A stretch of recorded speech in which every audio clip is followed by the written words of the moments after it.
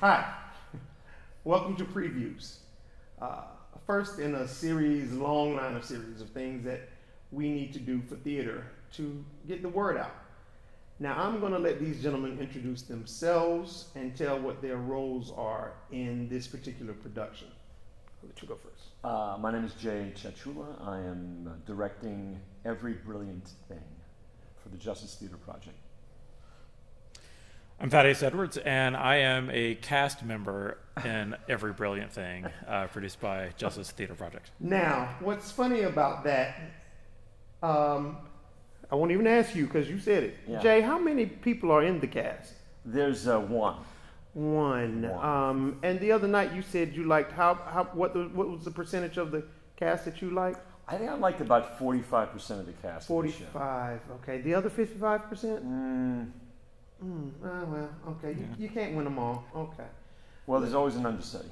Oh, understudy. And that would be? Still looking. Still looking, yeah. And the play opens when? Friday. Oh, so 4 days from now. It's only Monday. Oh, okay. Yeah, understudy by Friday. Okay.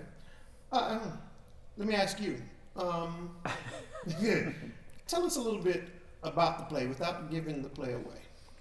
A little bit about the play, Mm-hmm. without giving the play away. Mm-hmm. It's about an hour, 15 minutes long. It's tickets are not free. We're not going to give the play away. it is sort of a memory play. It's also a conversation. With audience, I think it's very much about taking stock of life as much as you can while you're living it. Okay, I like that. And because y'all know I like to keep it real and be natural, whatever you white, other side, it's just good and white. That would just bother me if I was at home looking at it. Okay. Kosher sea salt. Was this something that you brought to JTP, or did they come to you and ask you to do it? Well, Jerry Sipp, who's the artistic director of JTP, he came to me with this script. Mm-hmm. Okay, and what was your first impression when you read it? I don't do impressions. Wow. See, y'all, this is what I'm having to deal with tonight. Help me. It's such a lame joke, but I wanted. You just had to. There's something about you that made me right. That yeah. Okay. Yeah. What was your first thought when you read something right there? Okay. What was your first thought when you read the play? I loved it. I thought it was really. I'd never read anything exactly like it. It was, considering it's a play dealing with a very serious subject matter, which is depression. It was one of the most interesting, engaging, and surprising plays I'd ever read. Okay. Did it turn out the way you envisioned it in your head? That's a good question. I don't know. I feel like we haven't. I don't know yet, because we haven't had an audience. There really isn't just one person. There's really, it's quite a large cast. If you actually look at it that way, because the audience plays an integral part. When Thaddeus said this was a conversation, he was not. He was being absolutely honest. It's a conversation with the audience. Okay. And until we have an audience to have that, a full audience to have that conversation, I don't know how it's going to turn out. I'm really pleased with one part of the conversation. You know. Okay. Okay. So this is the 45%. The audience, when you guys come, you are the 55%. Please make Jay happy. I'm just gonna. Okay. So I will say that there is some improving Absolutely. going on in there. Yes, and there's. Go ahead. It's funny because despite having done a fair amount of improv, I think for myself, I don't consider myself an improviser. So, when presented with this, it was there was something kind of I don't know, sort of challenging and frightening about it, but that challenge is exciting, right? So like I couldn't I couldn't say no to it, and I was like, this is going to be difficult. This is going to be hard, but it's the sort of thing that if you think it's going to be, if you think you're going to have to meet a challenge, then you surprise yourself by actually doing it. So. What was your first thought when you read the script? Ooh, I was like, what and how and who?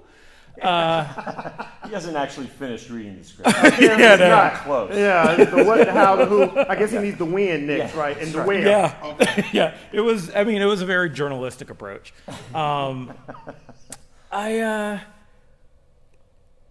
Honestly, it terrified me. Reading it the first time terrified me. I thought that the play is extremely clever, right? And it's doing all of this stuff, but there is a thing that's sort of happening in my mind, like when I read a play for the first time, like on the one hand I'm reading it as though I'm watching a production, right? So you're sort of taking in the story. And the other part of me is reading it with an eye to, okay, so like, how do these moments get stitched together? Like how does one, sort of move through it? And that's the part that was kind of terrifying, because it was like, oh, nothing is set in stone. And as an actor, like sometimes I really like that. Like there's a lot of security, in a script that's going to be like the bowling bumpers, right? Like you sort of can't go wrong. Just say these words. But that is very much not the point of this show. Like it is, here's your path, but it truly is going to be different every single time you're on this path. So I think that aspect of it was a technical challenge that gave me the trapdoor feeling that I've come to acquaint myself with. Let me ask you, kind of piggybacking off of what he said. You don't have as much control with what happens on a daily basis. What I mean by that is during the rehearsal process. Honestly, from what I've seen during the show, like with audience response. Oh no! So there are suggestions made, right? But the audience is always free to kind of go wherever they want to go. And so far, we've had test audiences. We've invited special guests. We've had, for the first 6 weeks of this, it was pretty much just the stage manager and I, and that we proved very rapidly to be inadequate audience members. So. The first time he had someone else was my son, actually. My 16-year-old son showed up. He didn't know what he was getting himself into because he played all the rest of the parts. Oh, wow. So didn't he? He did. Yeah, we went ahead and just gave him, I just wanted the room to actually just direct. And so, but we've had as many as 9 see the show at a time. And it felt very luxurious for a few days. And now it's getting like, it's not enough. Wow. But those surprises are what I think Thaddeus is really appreciating. He's really learning to ride those things, and he's developing a sense that no matter what happens, he can handle it. Yeah. And he has. And some things have happened that have gone way off what I would prefer as a director. Yes. But it's all worked out. There are still bumpers. Yeah. But the lane's gotten wider. Yeah. Okay. And sometimes that ball goes into the next lane. Yeah. But it's fine because there's a set of pins at the end of that one too. Okay. So you knock them down. Because that's what I was gonna ask as a director. When I know most directors want to have a not necessarily a control, but have a grasp. Freaks. That's what you want to say. Yeah. Some of y'all are control freaks. I know. I've been in your place. But have a hand. Have the director wants to have their hand on the ball. But when it's something like this, and you're dealing with more than just one person, it can get away from you. But you haven't seen it thus far, where it's just sort of like, oh God, this is a train wreck. The only challenge, real challenge we've had along those lines are just, purely practical. You know, can we hear what people are saying? Can they read what's written? I have some things to read. Can they read it? Is there enough light? You know, we've had to deal with masks the entire. This feels so strange to see Thaddeus without a mask, to be without a mask myself. I don't know why you're not wearing a mask. You don't have an excuse. But that's been dealing with COVID during this time has been a challenge. Yes, very, very much a big challenge as far as theater goes. Have you ever done a one-man play before? Never. Oh. No. How was that challenge for you? Well, I'll say the main challenge for me was none of my old tricks will work. And I mean that as honestly as possible. Like, I am like I want to hear what one of those old tricks were. We both want to know what the tricks are. So, as an actor, I think for one challenge is can be just like recall, right? Like just like line recall in a scene. And I, as an actor, I like to listen. And so that helps my recall, like when I'm in the scene, so I can be present, I can listen to the other people in the scene and blah blah blah, and then I can respond in kind. There's a cue, right? But I don't have that here. Like it's really sort of just me at the helm and doing that, and it was just an amazing opportunity to sort of throw that out the window and have a completely new acting experience. I mean, I've been doing this for 20 years, right? And and I'm experiencing something for the first time. Wow. which is like, yeah, no, like I don't have somebody that I can just like listen to their line and say, oh well, yeah, because like this is how I feel and this is how I respond. It's just like, oh yeah, no, like I'm at the wheel, like I'm the fuel. So I think like that was one major thing. Yeah, it's just sort of not being able to fall back on listening to the script through the actors around me. Okay. Yeah. You are also an actor. You didn't mention that, but I mean, you're not acting in this. That sounds like such a accusation. It is. Because it's you. Have you ever done a one-man show? Yeah, I have. What was your experience like with that? It was definitely a challenge. There was less audience interaction. I mean, I wanted to play off of something. I felt I felt lonely. That's what my memory of it was. It was lonely. Certainly rehearsing it was a lonely process. But also exciting. It's a terrific play. It was called Underneath the Lintel.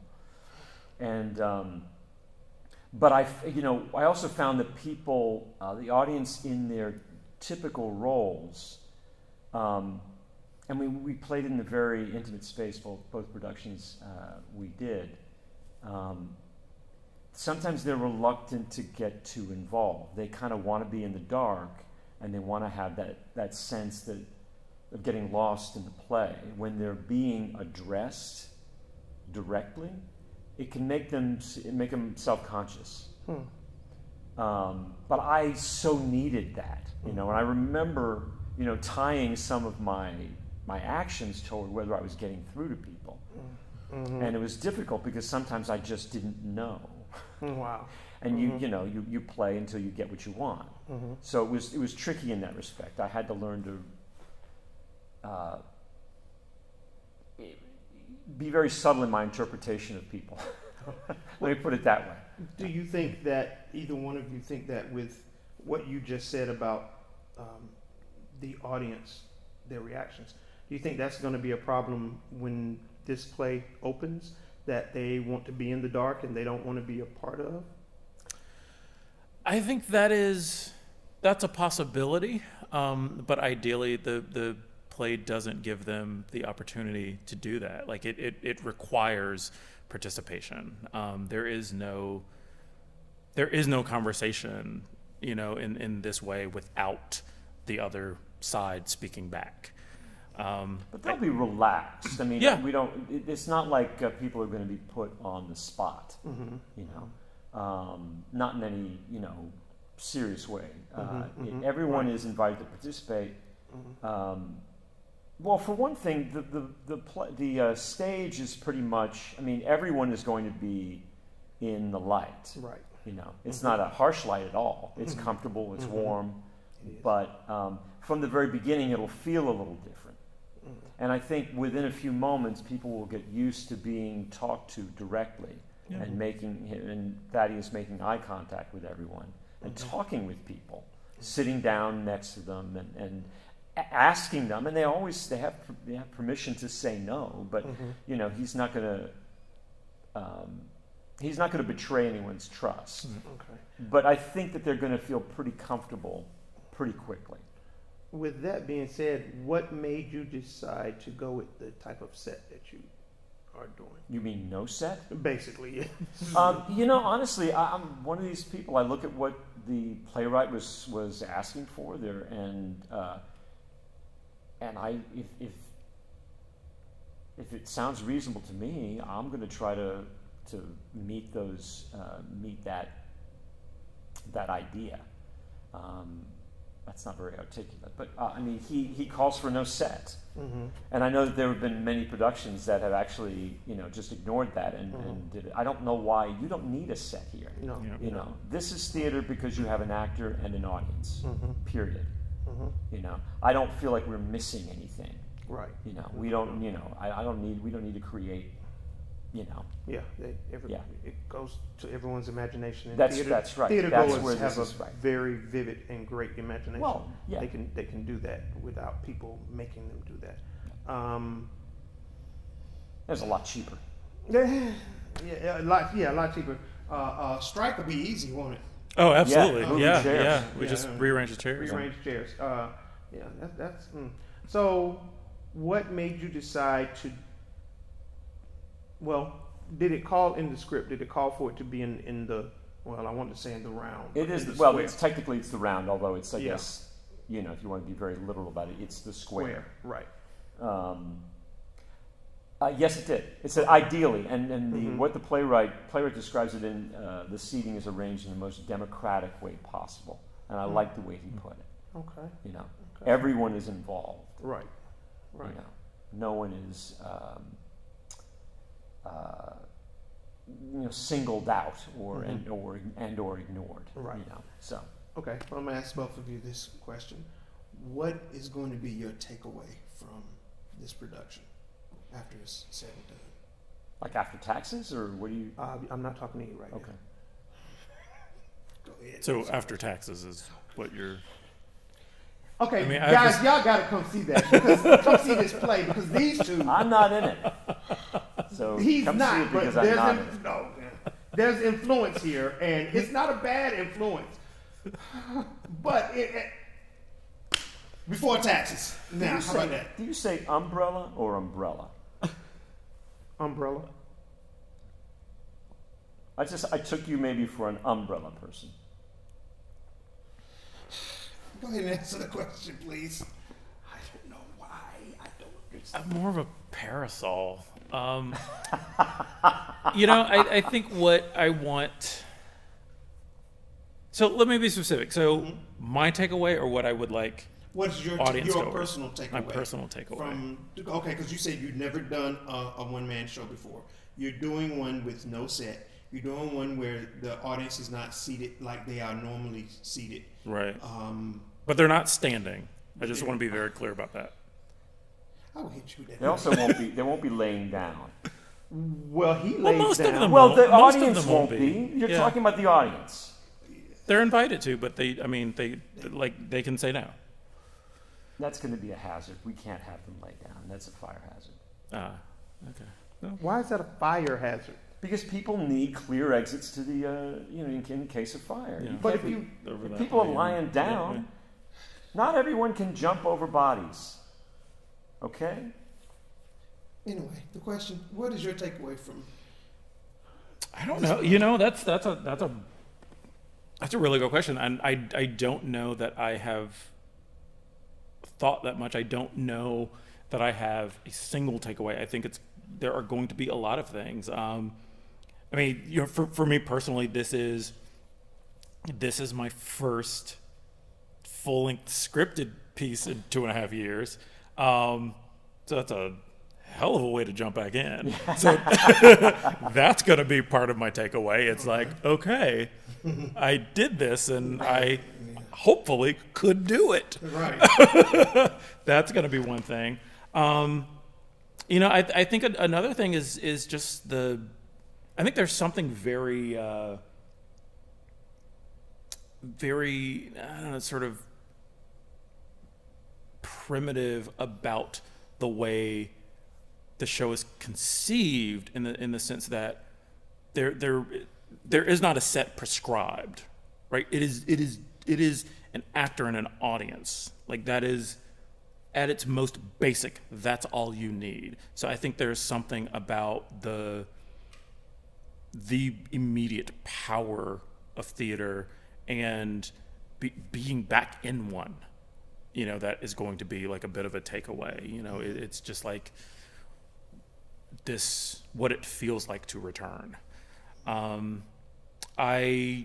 think part of the takeaway is going to be the impact of that kind of connection. It's a play that has